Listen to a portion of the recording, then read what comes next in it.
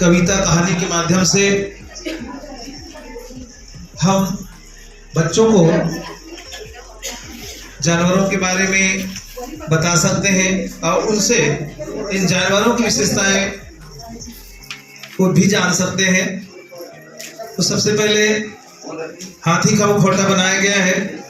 बच्चे हाथी जानते हैं, परिचित हैं उनसे भी, और कविता के माध्यम से लय पूर्वक कविता का वाचन भी होता है। सर, जैसे कि हम इस कविता को करेंगे, गीत गाएंगे।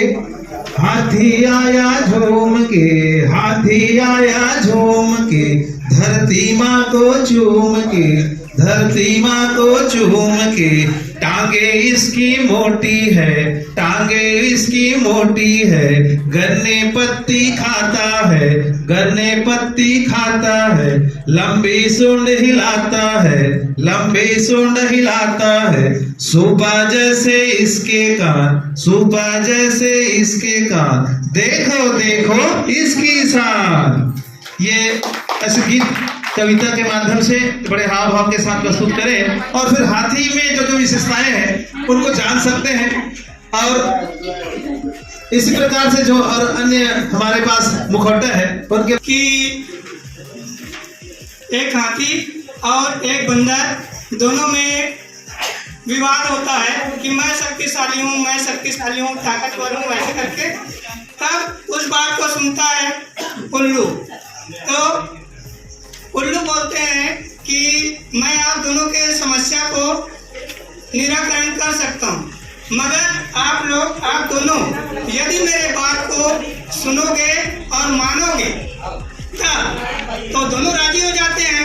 और दोनों राजी हो जाते हैं, उसके बाद में क्या करते हैं, उल्लू बोलते हैं, सलाह देते हैं कि एक नदी है, नदी के उस पार में एक बड़ा सा आम का वृक्ष है, तो वहाँ जा करके आपको आम तोड़ करके लाना है। जो लाएगा वो ताकतवर रहेगा।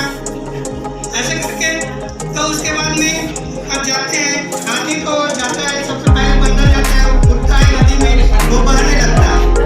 उसके बाद में हाथी उसको संभाल लेता है सूंड में और अपने पीठ में बिठा देता है, चल भाई क्यों बहोगे ऐसे करके।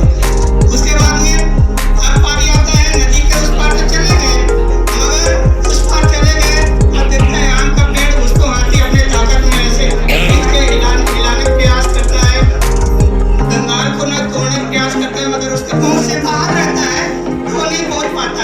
और बंदर बोलता है कि मैं चलो भाई मैं ऊपर चढ़ जाता हूँ और उसको तोड़ करके लाता हूँ जैसे। अब बंदर जो है ऊपर से तोड़ करके लाता है और मजे से हाथी अपने पीठ पर बैठाता है